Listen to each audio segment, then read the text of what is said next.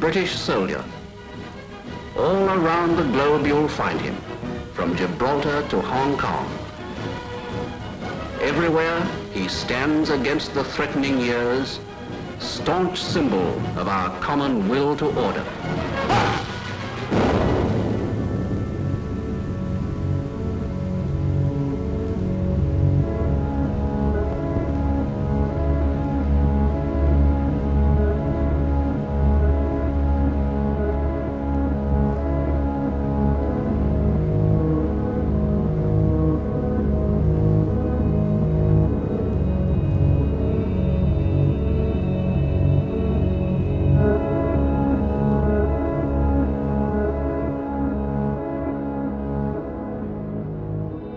The British Empire, the largest empire the world has ever known. For over 300 years, Britain ruled, its armies conquered, and its bankers proclaimed the might of its currency.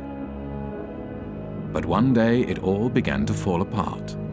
One by one, countries declared their independence from Britain, and no amount of force could reverse the tide. As British elites saw their wealth, privileges, and empire disintegrate, they began to search for a new role in a changing world, and they found one in finance.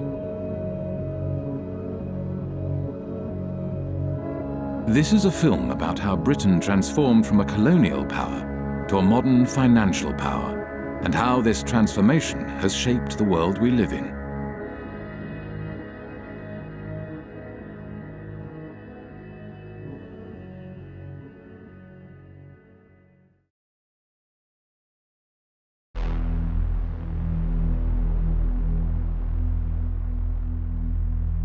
In the days of the British Empire, the City of London was the world's biggest global financial centre. The City of London was the kind of beating financial heart of the British Empire. The historians Kane and Hopkins call it the governor of the imperial engine. All these countries in the empire used to use the sterling currency, and the City of London was kind of the financier of this zone, not just inside the sterling zone, but outside the sterling zone as well. As Britain's empire declined, so too did the City of London. One British Army truck is bombed, killing 2 soldiers and wounding 12. As rioting becomes daily more widespread on Cyprus, young people of high school age take an increasing part in the violence. Here, a group of girls are being dispersed after a rock-throwing battle with British military police. With the decline of empire, British commercial interests across the globe were under threat. In 1956, Egypt nationalized the Suez Canal. A new Middle East crisis arises as President Nasser of Egypt tells a wildly cheering crowd in Alexandria that Egypt has seized the internationally owned Suez Canal. France and Britain issue a 12-hour ultimatum. Within hours of its expiration, Britain's warplanes are winging their way to Egypt, and its bombers attack 5 key cities, including Cairo. The United States was opposed to the invasion and put pressure on Britain and France to withdraw their troops. There will be no United States involvement in these present hostilities. It is our hope and intent that this matter will be brought before the United Nations General Assembly. There, the opinion of the world can be brought to bear in our quest for a just end to this tormenting problem. Britain was humiliated.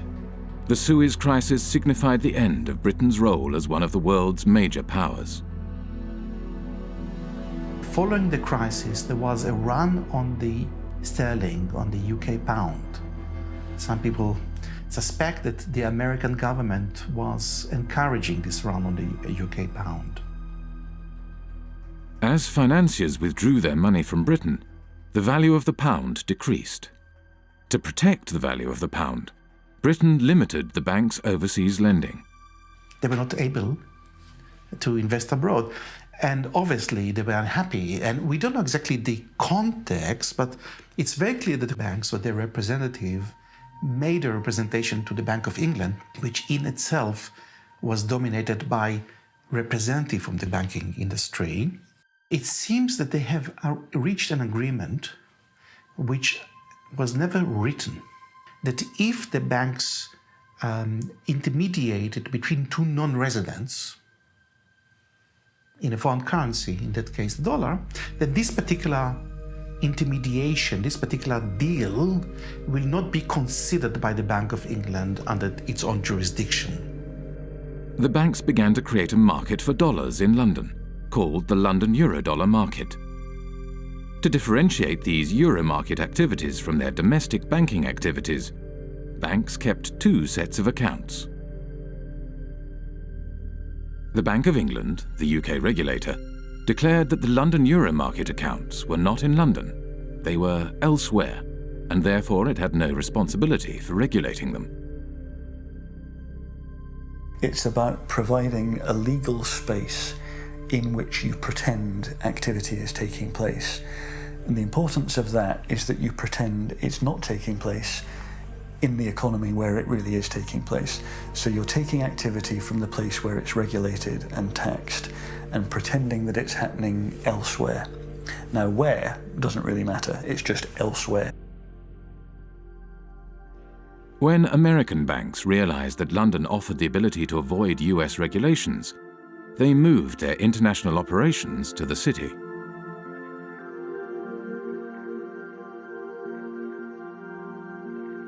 Around the same time as American banks were moving their international operations to London, another new kind of financial space began to emerge, far away from London, in Britain's overseas jurisdictions, the last remnants of empire. Back in the 60s, the Cayman Islands was a complete backwater. The stories go that mosquitoes were so thick in the air, sometimes they were enough to suffocate cows. That's a legend that you hear about the Cayman Islands. I don't know how true it was, but there was nothing happening there. Accountants and lawyers from London arrived in the Cayman Islands and other British dependencies and began to draft a set of financial secrecy laws and regulations. Because these jurisdictions' main selling point was secrecy, they were called secrecy jurisdictions. What the Cayman Islands was doing was straightforwardly illegal activity. Drugs money was coming in huge quantities, tax evasion, whatever you wanted, you could have it. The Bank of England was observing the developments from London and noted in a report marked secret, dated 11th of April 1969, "We need to be quite sure that the possible proliferation of trust companies, banks, etc., which in most cases would be no more than brass plates manipulating assets outside the islands, does not get out of hand. There is, of course, no objection to their providing bolt holes for non-residents, but we need to be sure that in so doing, opportunities are not created for the transfer of UK capital to the non-sterling area outside UK rules." These small territories, the last remnants of the British Empire, which are still overseas territories today, they are still the last remnants of the British Empire. There are 14 of these overseas territories. 7 of them are bona fide tax havens, including the Cayman Islands, Bermuda, the British Virgin Islands. Some of the biggest tax havens in the world today are still British. With access to large amounts of offshore money, the euro market grew rapidly.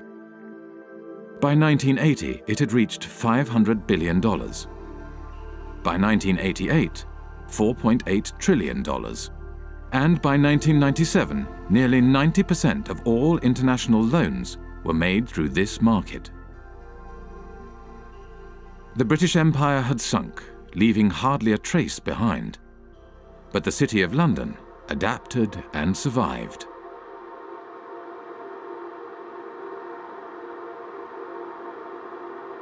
The City of London, London's financial district, is a peculiar place.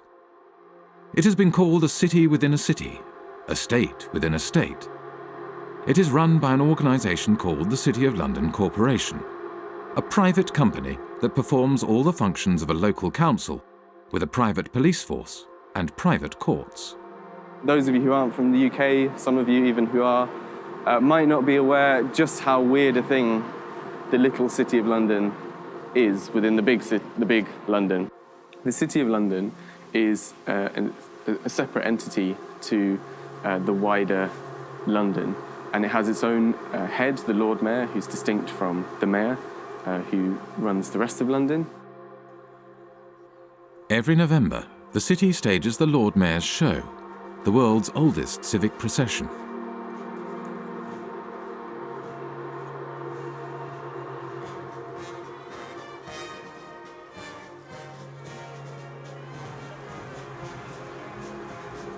The City of London has long had this curious legal status because back in 1066, when William the Conqueror came over, the city was one of the only portions of England that he failed to conquer, and he struck a deal with the city in 1067 that allowed them to continue functioning. To this day, the City of London is exempt from numerous laws that govern the rest of Britain. Its political system derives from the Middle Ages. The city's electorate is dominated not by its residents, but by the private businesses operating within the city. Its Lord Mayor is selected by the heads of medieval guilds. They have a representative in the House of Commons called the Remembrancer. Apart from the clerks of the court of the House of Commons, he's the only unelected person there. All other lobbyists have to stop, in the lobby. They're not allowed past the lobby. The City of London has a permanent representative in the House of Commons, whose role is to report back to the City of London Corporation and to lobby Parliament on behalf of the city.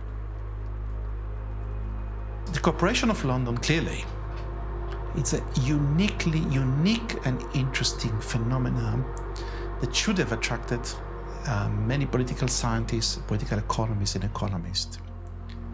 But I don't know of anyone who has studied systematically the Corporation of London and its impact on policy or economic policy. So we can only surmise. Some people assume or surmise that the Corporation of London is extremely powerful and is able in one way or another to shape British policy, particularly in financial matters. Clement Attlee, the Prime Minister after the Second World War, had something to say about the City of London Corporation. He did, So, yeah. So over and over again, we have seen that there is in this country another power than that which has its seat at Westminster. The City of London, a convenient term for a collection of financial interests, is able to assert itself against the government of the country. Those who control money can pursue a policy at home and abroad, contrary to that which has been decided by the people.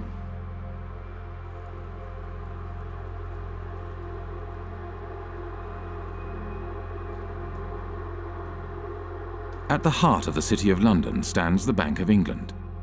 The Bank of England is not just a central bank, it is also a financial regulator. At the demise of empire, the Bank of England used this regulatory authority to help attract the world's banks to London. In 1972, the Bank of England issued a license to the Bank of Credit and Commerce International, which set up its head office in London. Within 10 years, BCCI grew into the 7th largest bank in the world. 10 years later, BCCI was bankrupt. The deputy director of the CIA, Richard Kerr, said late today that the CIA did use BCCI to support CIA activities overseas. But BCCI had not just collaborated with the world's intelligence services. It had also engaged in extensive financial fraud, money laundering, and terrorist financing. BCCI constituted international global crime of a level that boggles the mind. BCCI was financing terrorism. The Bank of England knew it, says the report, but instead of supervising it properly, it tried to prevent the bank's collapse. I am saying very directly that the Bank of England had sufficient information in front of it to close BCCI 15 months earlier than it did. Millions of depositors were hurt in that process. Numerous whistleblowers from BCCI had contacted the Bank of England, yet the Bank of England did nothing. The Bank of England had plenty of time to intervene and investigate, but it did not do so because the tradition at that time, which still survives, is that, well, actually, you have to just kind of send hints and talk over lunch tables with the chaps regulating other chaps, and all would be well. Robin Lee Pemberton, the governor of the Bank of England at the time of the collapse of BCCI, commented, "The present system of supervision has served the community well. If we closed down a bank every time we found an incidence of fraud, you would have rather fewer banks than we do at the moment." London was a place for banks to engage in business that was not allowed elsewhere, where senior bankers did not have to worry about the consequences of their actions. This is one of the reasons why today there are more banks in London than in any other financial centre. In Britain, nobody goes to jail. No bankers go to jail. They generally don't. They are a protected species. And that is part of the offshore business model of the UK, is to say, we will protect you, we will bring your money here, we will look after you. We're not going to put you in prison, we'll let you do what you want.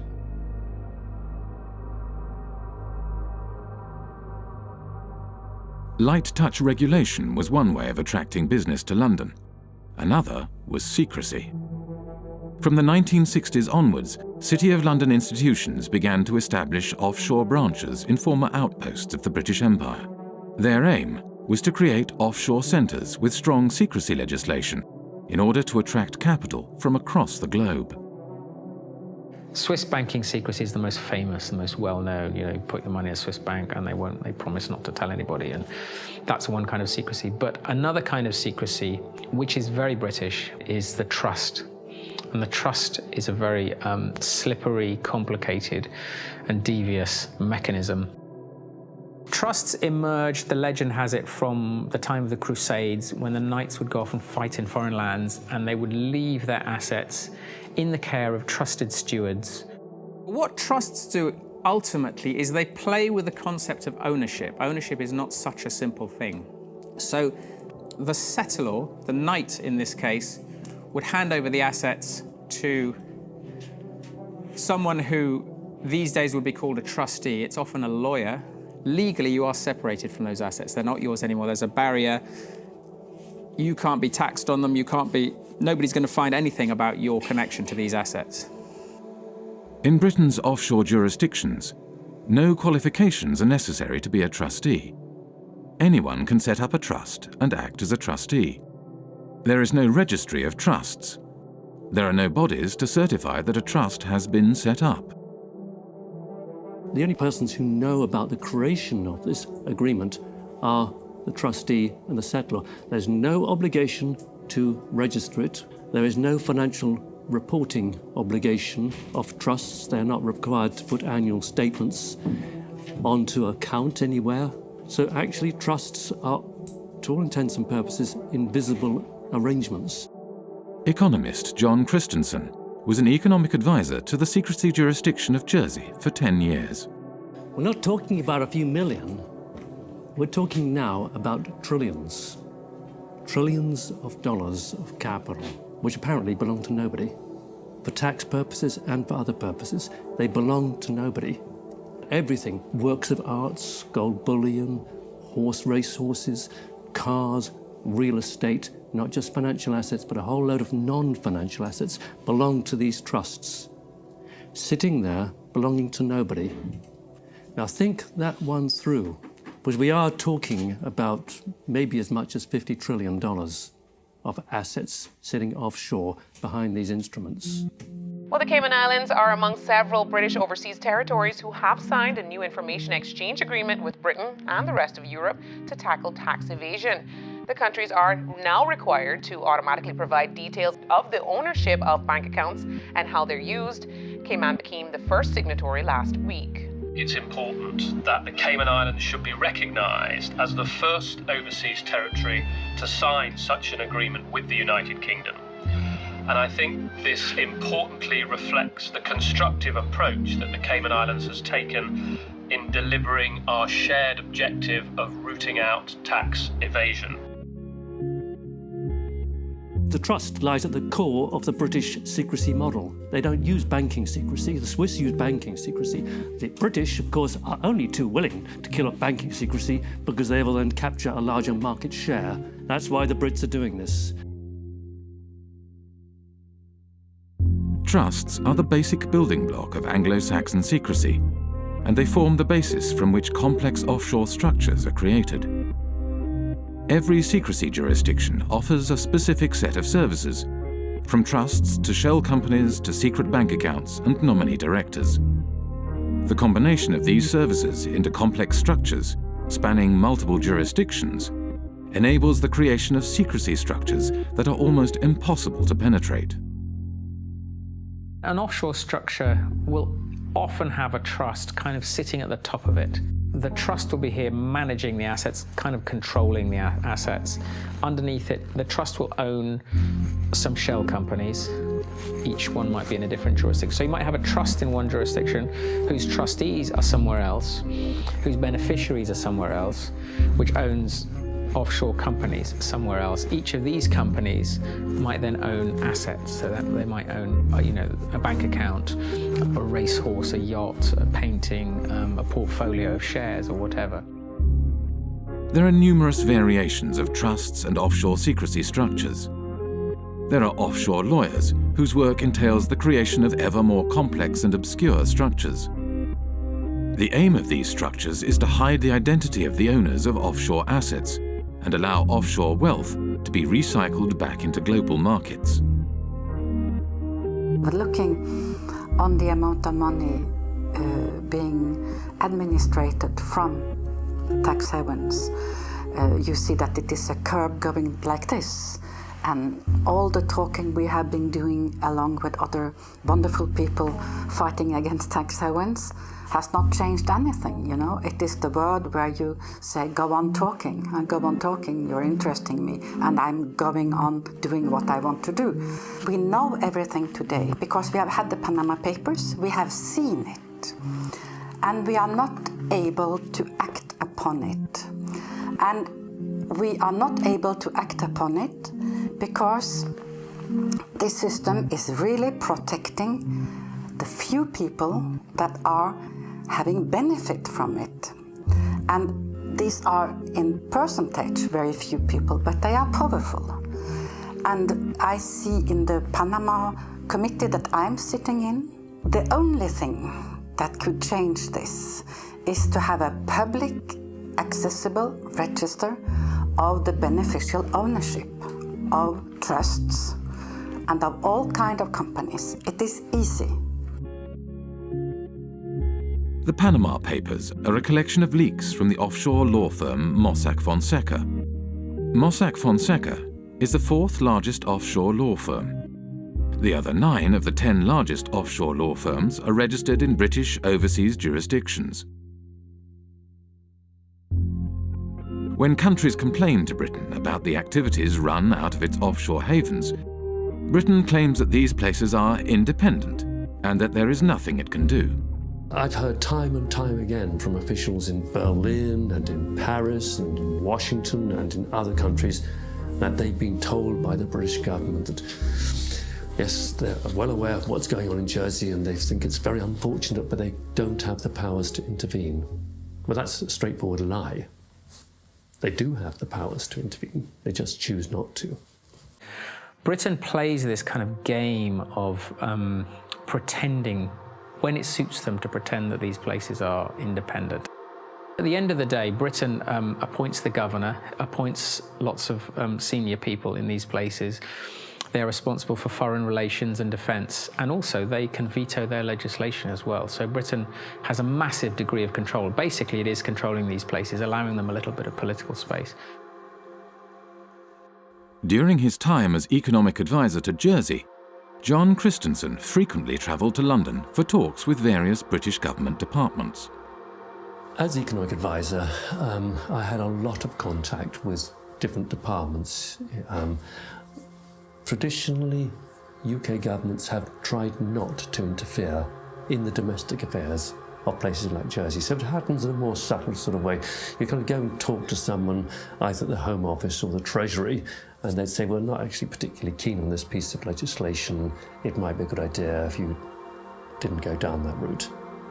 And over a cup of tea, that's quite a strong signal. That's a signal, go back to the island and say, they don't want you to do this. The British government prefers not to interfere overtly. Instead, it communicates its desires through informal discussions. There is no paper trail or official statement. discussions take place behind closed doors. The relationship that these places have with London is very much about the British establishment and people understanding each other. I mean, anybody who is British or knows British people knows that communication between us is often very subtle, and you have to kind of know the codes when people say stuff. I mean, a lot of irony involved and a lot of kind of codified language for the British establishment that people kind of understand how it works. And I think that is very much the case with the British relationship with the tax havens. I think there's a lot of understanding of what we can and can't do without anyone having to actually spell it out. By keeping its power hidden, Britain is able to claim that these jurisdictions are politically autonomous. Independence for Cayman is not on government's agenda. That's the message being sent to the UN Special Committee on Decolonization. Attorney Steve McPhail will be representing government at the UN meeting. The committee was set up to help colonies around the world on the road to independence. But Mr. McPhail says he'll be making it clear that Cayman is not ready for that transition. And that message is that the Premier, his cabinet, his party has no mandate from the people of the Cayman Islands to seek independence. That is the message that I will be carrying. When the Bahamas declared independence from Britain in 1967, the offshore bankers relocated to the Cayman Islands and continued their business from there. It was the British connection that reassured bankers and their clients that their money was safe. This British bedrock, that is what has allowed these places to become so trusted by the financial services industry and offshore finance and all these people. In reality, much of the wealth administered in Britain's offshore havens is controlled from London. The City of London, by and large, likes to do its really dirty work outside London. There might, heaven forbid, be a regulator who actually takes the job seriously and starts to prosecute them for fraud in London. So better to do the frauds offshore in Gibraltar or Jersey, where there's much less risk that a serious prosecution will ever happen. Deals are often discussed and concluded in London, but then registered offshore for tax, transparency, and regulatory purposes. What they allow the city to do is to get involved in dirty business, but then when the scandal hits, to say, well, they're kind of independent, there's nothing we can do about those places, that's not us, that's tax haven activity, and we're the city, you know, we're not involved in that kind of stuff. So it's an incredibly kind of convenient relationship. The City of London has shaped the way in which Jersey, Guernsey, and the British Overseas Territories have developed as tax havens. I see these places as the Frankensteins created by the City of London. Today, the UK is the world's largest provider of international financial services. The UK has an almost unique role in global finance. If you look at data, the kind of data that we've constructed in the Financial Secrecy Index, you can see the relative shares of each country in the global provision of financial services exports, that's financial services to non-residents. Now, there are two big centres and everything else is quite small in comparison. The two large centres are the United States, with around 19% of the global market, and the United Kingdom and its offshore jurisdictions, which have around 25% of the global market. And if you add to that other jurisdictions, ex-colonies, but recently independent, fairly recently, by which I mean Hong Kong, Singapore, maybe even Dubai and Bahrain, and Cyprus, then you reach a figure of nearly 40%. And I think that figure represents better the position of London in the global financial market. The soldiers left, the administrators left, all the colonies, but they still kept a significant degree of control over the financial flows from these former the former parts of empire in the rest of the world. So you could describe it as a second empire, Britain's second empire, sort of hidden financial empire spanning large parts of the globe. At the time of the British Empire, the City of London was the world's largest global financial centre. Not only Britain's colonies, but also independent countries did their banking in London and used the empire's currency for trade and financing. As the empire declined, so too did the City of London. The establishment of the London Euro market enabled City of London banks to continue to exploit their empire-era networks and expertise, and the creation of secrecy jurisdictions gave banks access to large amounts of cheap money. International banks from across the globe set up branches in London and Britain's offshore jurisdictions in order to take advantage of this new system. This system has taken the place of the occupation, up till 62 for France, I don't know for England, but about the same time. England were physically present in India, for instance, or in other colonies. And when you look at the money flows through the tax havens, they are increasing when we withdraw from the colonies. We are still plundering developing countries as former colonial powers.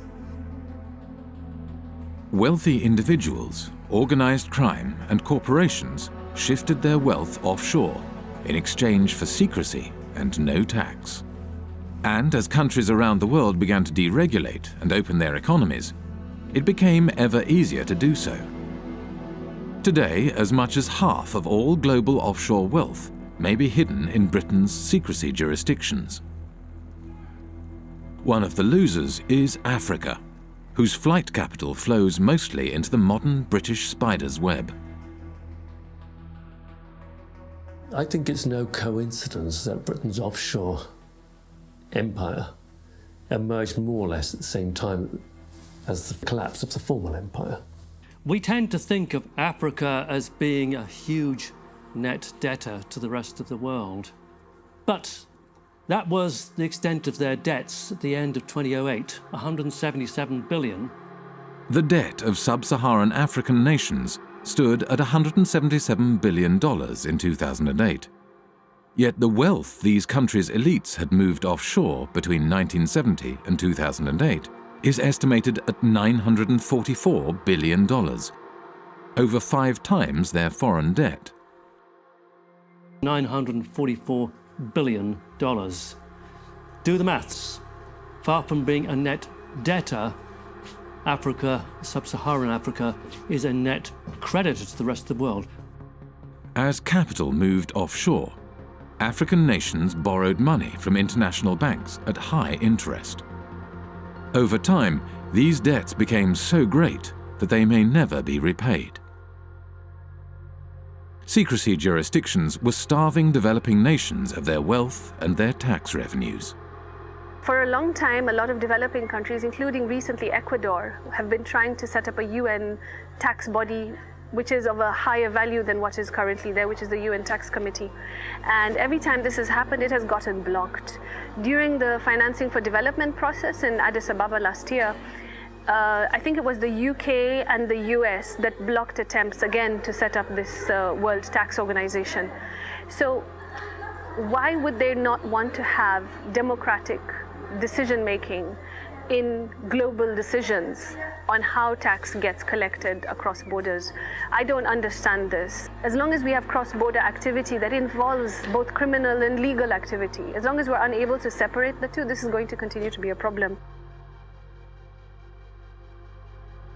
Western nations block attempts to provide greater transparency of international financial flows and the implementation of global standards for the collection of tax across borders, whilst elites in developing nations use offshore centres to hide their wealth offshore. The oil from Gabon has not benefited people in Gabon. And this is true for the copper in Zambia, for the gold in Mozambique or in Mali. they have benefited the company that do extract it and their shareholders. It has benefited the corrupt elite in the country. In developing countries, the offshore system of tax havens has facilitated the looting of these countries by their elites. It has enabled them to steal the money and keep it safe somewhere else. Illicit financial flows, because the anonymity that drives them creates incentives for people in positions of power to be corrupt. This is why there's a group of countries where development progress is so difficult. It's that the incentives of individuals and the ability to pursue them through all the mechanisms that underpin illicit flows outweigh the type of mechanisms that lead you to a powerful, representative, effective state that can start to deliver development.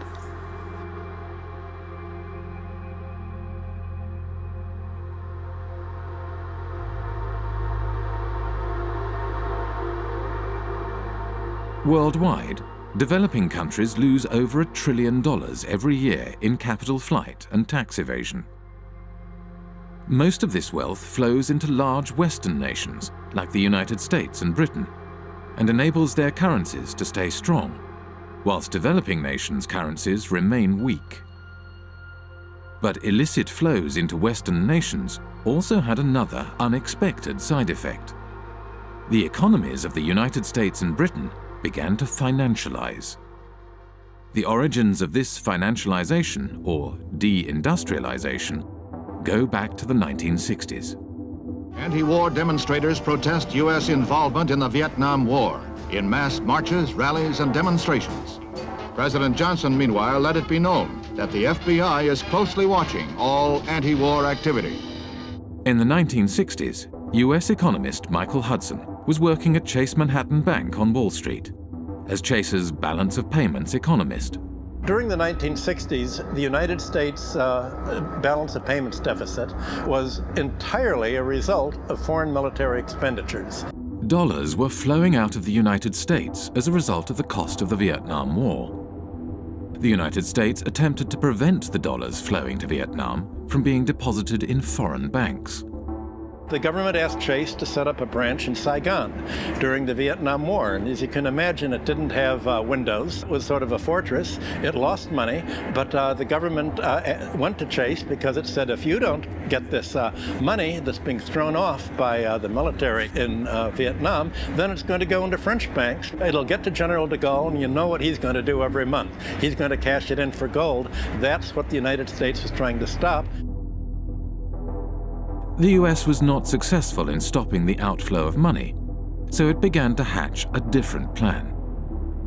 In 1967, Michael Hudson was handed a memo by a former State Department employee. In 1967, I was given by a former State Department employee in the elevator at Chase Manhattan a memo from the State Department urging that Chase Manhattan would take the lead in helping the United States become the Switzerland of the world, meaning the flight capital. The State Department, through Chase, asked me to estimate how much money do you think is available if America were to become the new Switzerland, and how do we do it?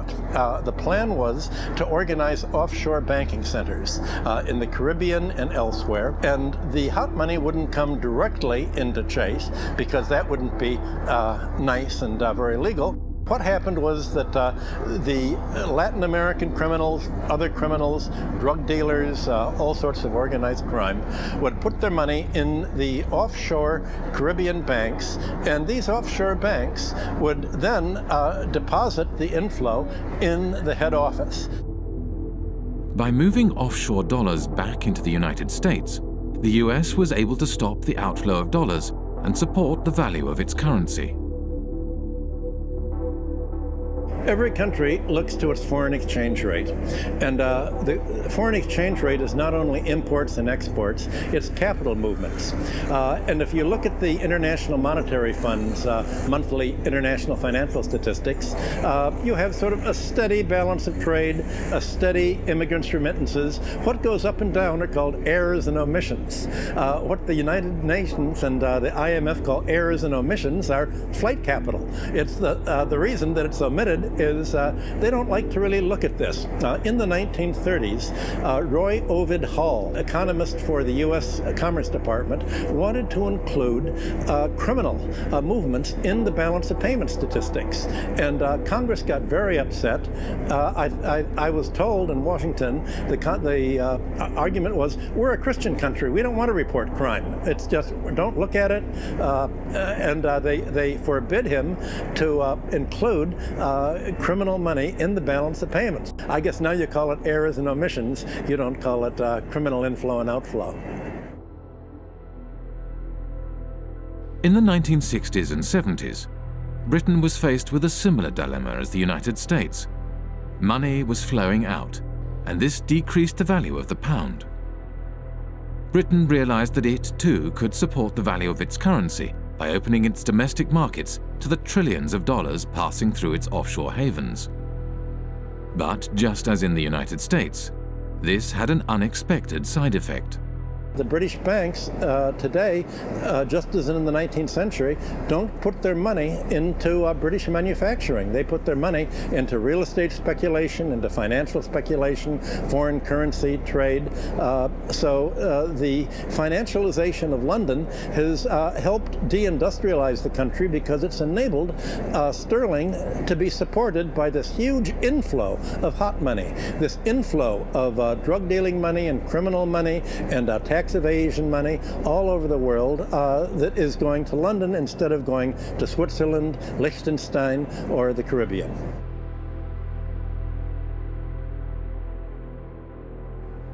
With the silent backing of the United States, Britain's offshore havens grew rapidly, and before long, the offshore system developed into the world's dominant international financial market. Few were aware how this market functioned. In 1986, economist John Christensen went offshore to investigate. He applied for a position at the Jersey office of one of the world's major accounting firms. At Deloitte & Touche, I was working in what's called company and trust administration, straightforward offshore stuff.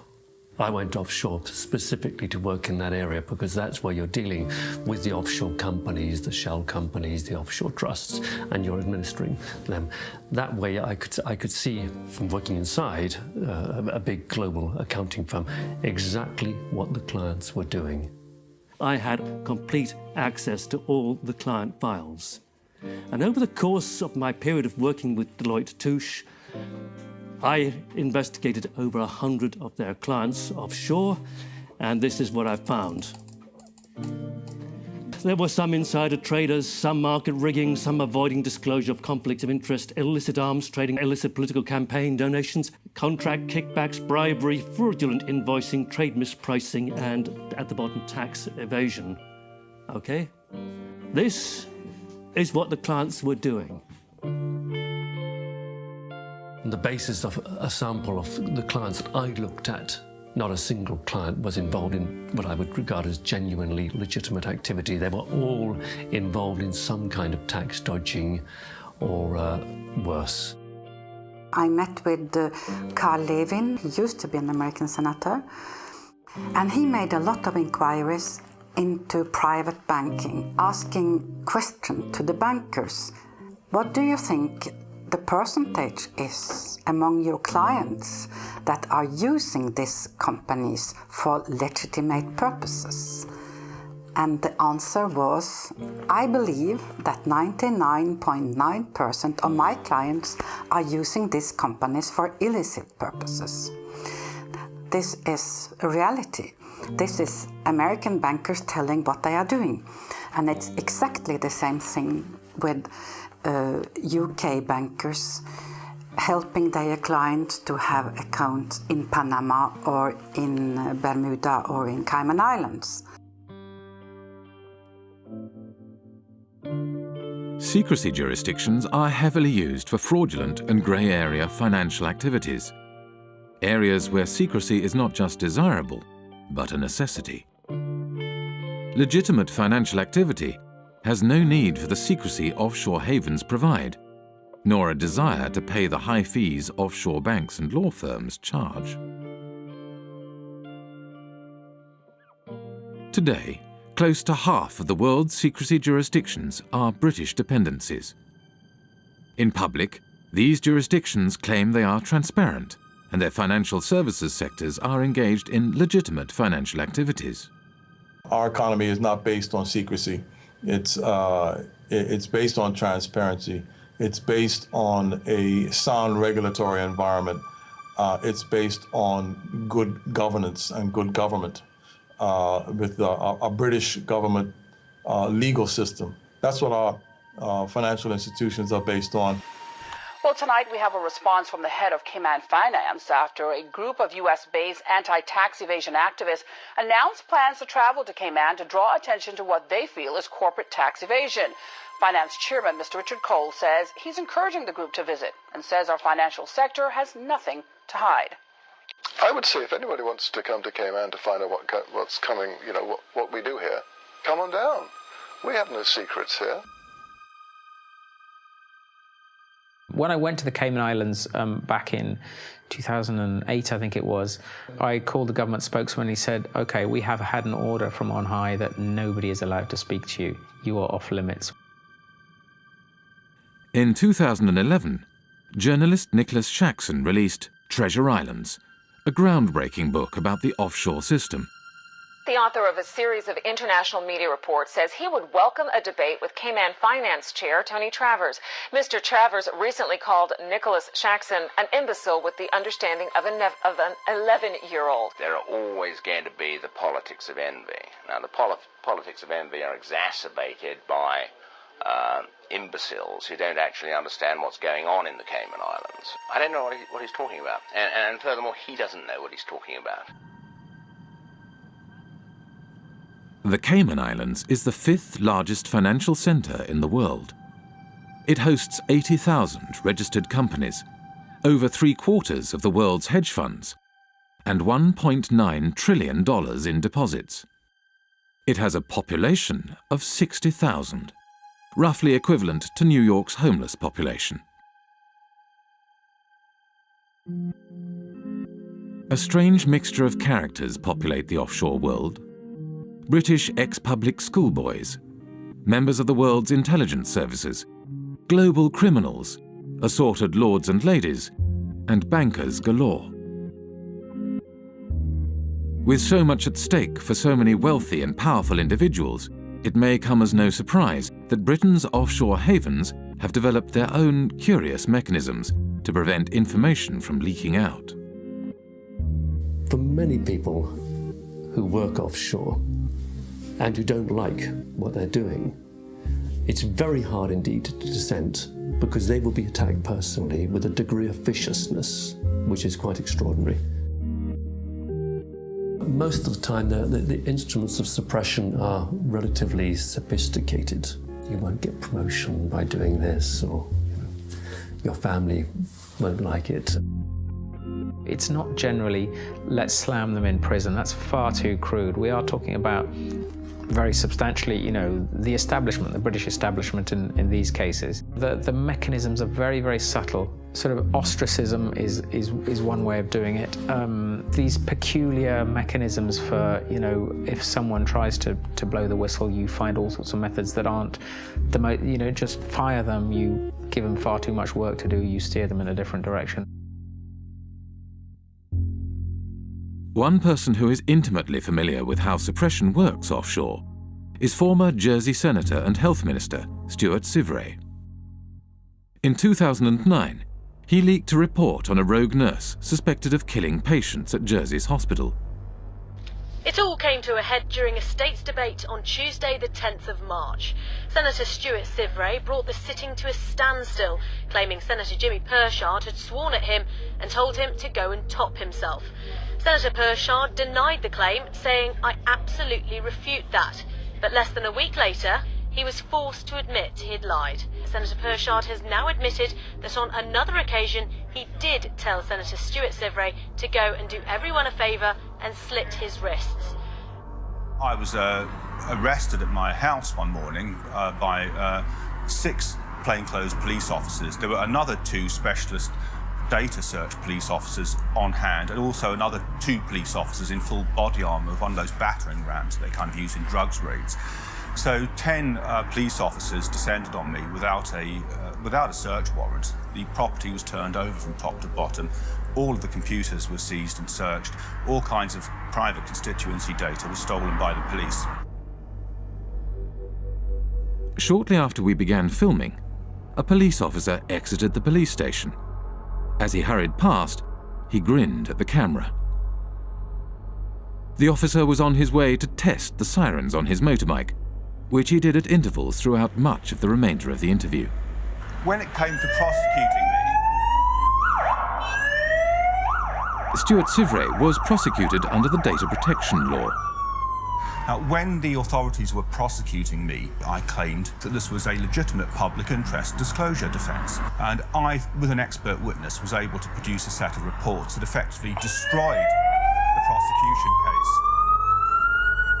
In reaction to this, the magistrates ruled that Stuart Sivray's defence case, that he had leaked the report in the public interest, would no longer be admissible, but continued to prosecute him all the same, without a defence case. Over the past 7 years, Stuart Sivray has been repeatedly taken to court and imprisoned 3 times. He does not know when or if the persecution will end, nor does he know when he will find himself behind bars again. To look at Jersey from the outside, it looks like it's got a prosecution system, it looks like it's got a court and a legislature, but none of it's real. It's a Potemkin village. None of these systems in Jersey meet the tests of being objective or actually functioning properly. The experience that Stuart Sivray had is, he's perhaps at the blunter end of the scale.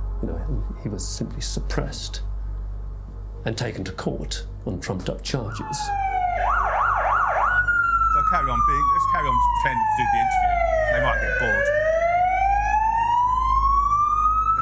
This is the kind of how oppression happens in Jersey. You see, all kinds of little things get done to harass people.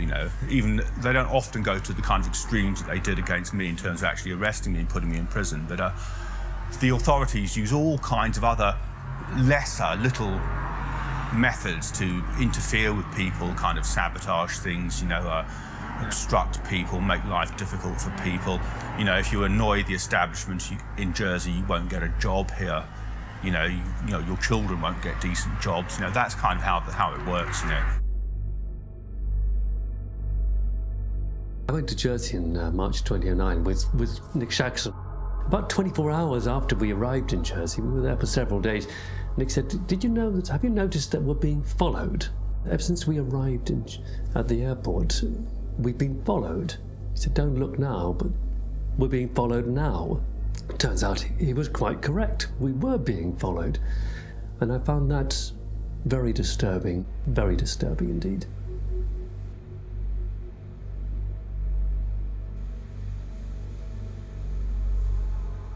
They have a saying in Jersey, if you don't like it here, there's always a boat in the morning. Jersey Finance promotional literature states, Jersey represents an extension of the City of London. It's where the City of London chooses to do many of the activities which they couldn't do in London itself. We're here just to talk about this one company called Appleby. I'll just read what they say on their website.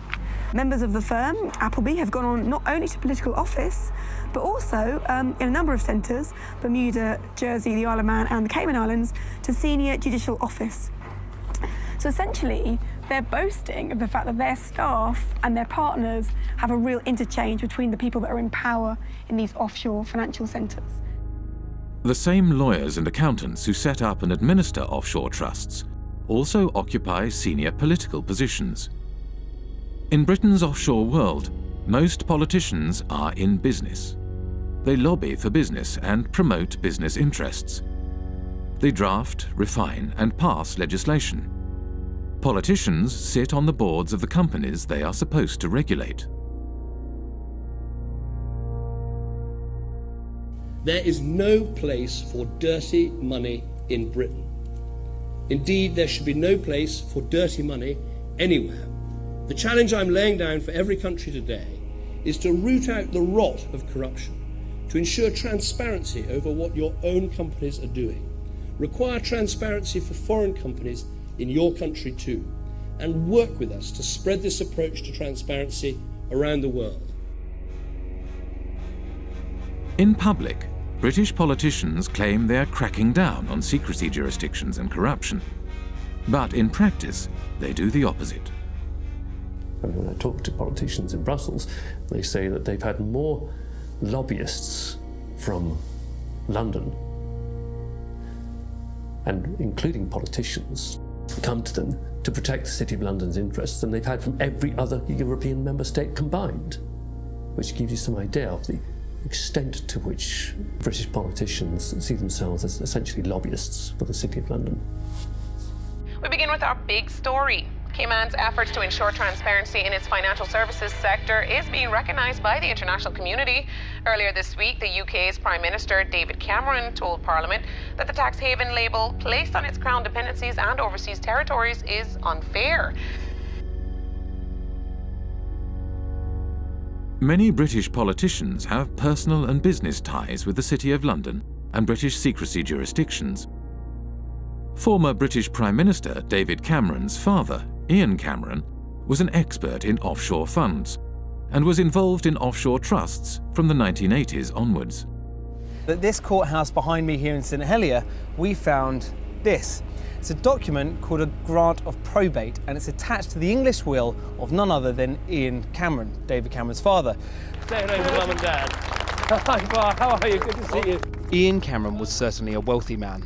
In 2009, his personal fortune was estimated by researchers for the Sunday Times Rich List at £10 million. Yet when Ian Cameron died in 2010, his estate was much smaller than might be expected, just £2.7 million. In many cases, it's the politicians and their cronies and their families and so on, and the business people who sponsor the political parties, who are using these offshore services themselves. So they've got no personal interest in closing it down. If they wanted to close it down, they could do it tomorrow. The fact of the matter is they don't want to do it because they themselves are complicit with the process. If you come from the same kind of background, you know the right people, then all the kind of legal niceties will often fall away. You can get away with doing all sorts of things that they wouldn't just let any old person, if you came knocking on the door saying, can you set up an offshore company to do this, they'd tell you to get lost. But if you're part of the networks, you can do these kinds of things. So that's a very important part of the whole system. Upper class British public school kind of establishment that has been there since, for centuries. The British establishment, an old boys' network of privileged elites, had carved out a lucrative niche for themselves in the offshore world after the demise of empire. They transformed themselves from administrators of empire into financial handlers for the global elite and multinational corporations. As more money flowed offshore, societies around the globe began to feel the impact of the offshore world. The reality is not what you believe, that your prime minister has the power to decide on the future of your country. The power is hidden here. We have country after country around the world where the lack of financial transparency about taxation, about ownership, about corruption has undermined the extent to which governments deliver representative policymaking for their citizens. We have extreme cases like the hiding of tax evasion by people in finance ministries in Greece, in France, but we also have this system that in general is geared towards anonymous company ownership, the anonymous ownership of properties across London, of half of the land in Scotland. You know, do we really think there's any circumstances in which governments work better, in which markets work better, in which the distribution of income and assets is better, when we allow so much to be hidden? Who wants to not know who you're doing business with? Who wants their government to have people working for it, or to be led by people whose assets are hidden, whose financial transactions are conducted anonymously offshore? You know, this is a bad direction for the world.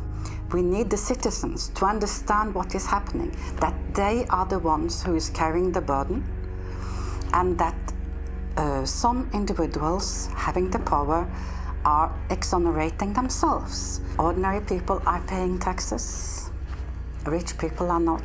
So this is inequality, and it is leading up to populism, because it shows so clearly that the people today leading the world are not able to take care of the interest of ordinary people.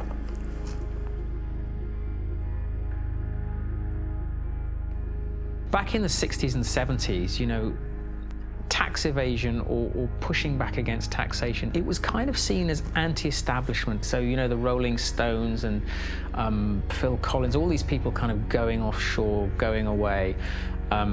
It was seen as a sort of rebellious thing to do. And if you fast forward to the present day, now that is the establishment. The offshore system is the establishment. Today, offshore is the way elites and multinational corporations conduct their affairs. Tax evasion is the way business is done. This kind of sophisticated cheating requires a huge infrastructure.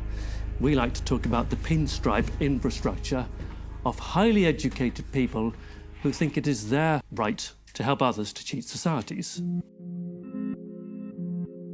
We have a new mafia in town. It does not actually shoot people, does not put bullets in their kneecaps, but its trade is just as deadly. It deprives people of opportunities to have healthcare, education, security, justice, and essentially a fulfilling life. Accountants form the backbone of the offshore system. They administer the structures that allow individuals and corporations to shift their money offshore and evade taxes. There are about 2.5 million professionally qualified accountants on this planet. About 330,000 are in the UK. Well-known people, well-dressed, well-fed, highly paid, are sitting in city centre offices, and they are paid to dream up tax avoidance schemes for individuals and for corporations. We can all elect a government which says, vote for us, we will give you better healthcare, better education, better security. And next day accountants say, sorry about that folks, you elected this government, but we actually got a tax avoidance scheme, and the Amazons and the Googles and Microsofts won't be paying any taxes in your jurisdiction. Too bad you voted for it, but actually you're going to get something else. So it's a crazy world that part of the business model at big accountancy firms is how to deny public the services by erosion of tax revenues. And these firms are then rewarded with government-funded contracts, and the same firms are then advising local governments and the central governments, and the same firms then report on the company accounts and tell us all is well. When I argue this with a Pricewaterhouse partner in a face-to-face debate, he said, Professor Sicker, you never give us credit for anything. We generate millions of dollars of revenues, and we have lots and lots of satisfied clients. What is your problem? And my response was very simple, that's the language of drug pushers and pimps.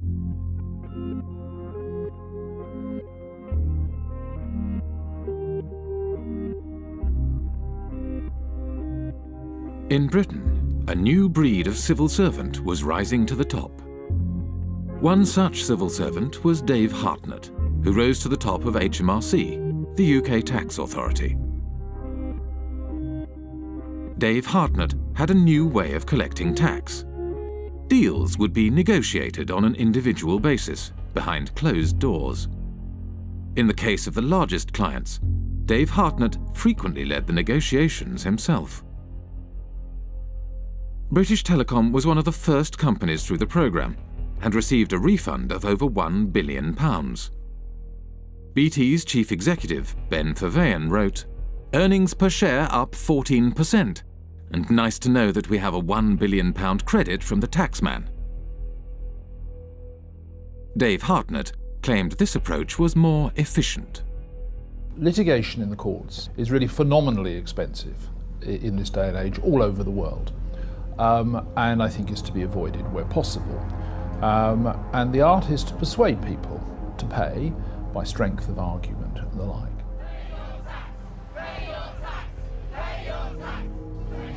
After protests erupted in 2011, the Treasury Select Committee questioned Dave Hartnett.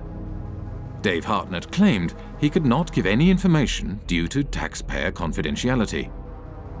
What in statute prevents you from disclosing information to Parliament? All my advice, Mr. Barclay, so far has been that I am prevented, and my colleagues are prevented, by the Act and by the decision of the Commissioners. Dave Hartnett failed to mention that the legal advice he had received stated that the disclosure of information was at the discretion of the head of HMRC. The head of HMRC was Dave Hartnett himself. Just like the mafia has penetrated the state, accountancy firms have also penetrated the state. The head of anti-avoidance in the UK tax authority is from one of these firms. The newly appointed chairman of Her Majesty's Revenue and Customs, which is a tax authority, is a partner from KPMG. Their partners have penetrated the state. They are running the Treasury. Britain's financial services industry had penetrated the state and began to shape its laws for its own benefit.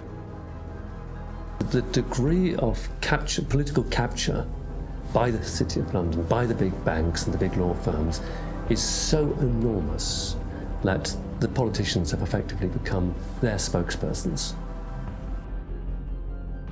With the government unwilling to act in the interest of the public, a group of protesters confronted Dave Hartnett at a private event in Oxford.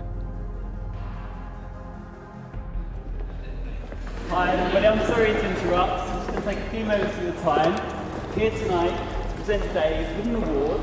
It is the Lifetime Achievement Award for services to corporate tax planning. Thank you. Thank you very much.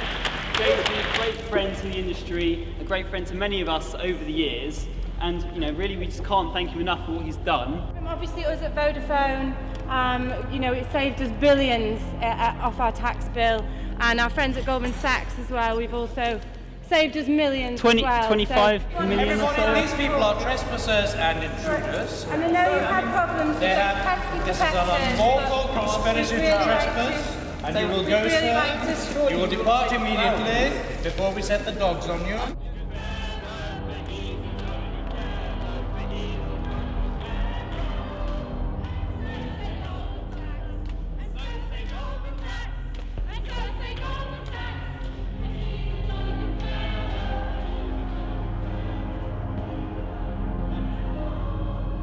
Go.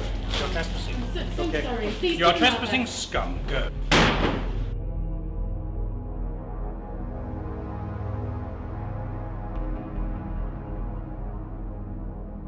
After his retirement, Dave Hartnett moved to the private sector. One of his positions was at accountancy firm Deloitte, where he advises foreign governments on corporate taxation. Dave Hartnett is a Companion of the Order of the Bath, an honour bestowed on him by the British monarch. We have former are ministers acting as advisors to accountancy firms. Accountancy firms provide jobs and consultancies for potential ministers. To my mind, really, it's an indication of corrupt structures. People are buying and selling influences. When a former minister works for an accountancy firm, he's not providing any accounting knowledge, he's opening political opportunities, home and abroad. That is what they are doing. I hope by now you'll share my view that I don't trust most bankers, I don't trust most lawyers, I don't trust most accounting firms. I actually think they're engaged in a conspiracy against public interest. In Britain, secrecy and complexity in finance and government help to obscure corruption in public office. Financial structures are often so complex that even after they are publicly revealed, they are not widely recognized for what they are. An example of this is PFI, the Private Finance Initiative. PFI is Private Finance Initiative. It is a way of funding public infrastructure, things like hospitals, schools, roads and bridges, but financing them via the private sector rather than the historical method, which is via central government. Over a period of 30 or 40 years, the amount of kind of repayment costs will be sort of 3 or 4 times higher overall than if you'd borrowed it from central government in the first place. So it's basically a giant accounting scam. Once the PFI policy has been set up, you find that the big 4 accountancy firms were actually paid members of staff within the Treasury Department who were then actually going around and selling and advising upon the implementation of PFI contracts by public authorities. Effectively saying, come to us and we will show you how to derive the most benefit from it. In other words, how to perhaps exploit the legislation. Even the offices of the state tax authority are now owned offshore. HMRC, which is the tax collector here in the UK, their offices are owned in Bermuda by a company called Mapley Steps. It's quite incredible. The company that owns the PFI contract to run HMRC's head office borrowed money from offshore investors at 15% interest. Because the interest was so high, the company was losing money. Therefore, it did not pay tax. In 2011, HMRC could not prove that any PFI company was paying any tax in the UK. I think we need to have a serious conversation about the role of government in this whole debacle and how much our government has been penetrated by big banks and accountancy firms and ultimately in whose interest it operates.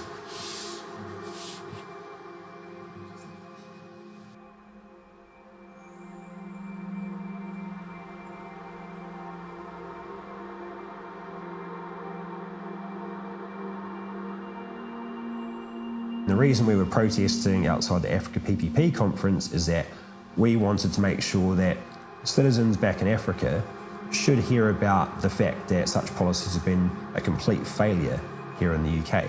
We know that these products are not being marketed to African countries in their own best interests.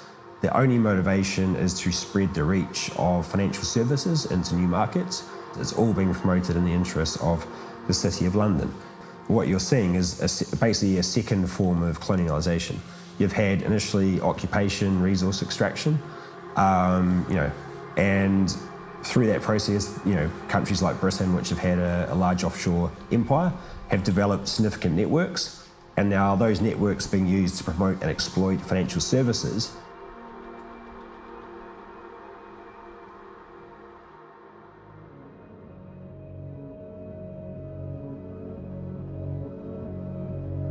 The City of London was the beating financial heart of the British Empire. As Britain's empire declined, the city transformed itself from a hub operating the financial machinery of empire into a global financial centre. Former insignificant outposts of empire became the basis for a spider's web of offshore secrecy jurisdictions that captured wealth from across the globe and funneled it to the City of London. Today, 25% of international finance is conducted on British territory. Almost half of the world's secrecy jurisdictions are under British protection. Up to half of all offshore wealth may be hidden in Britain's offshore havens. Financial services is how Britain's elites make their money. And it is also where former government ministers, senior civil servants and retired spooks from MI5 and MI6 receive lucrative consulting positions after their time in public service. Together, they have transformed Britain and its dependencies into the world's largest tax haven, harming development throughout the world and turning Britain itself into a country that serves, above all, the interests of its elites.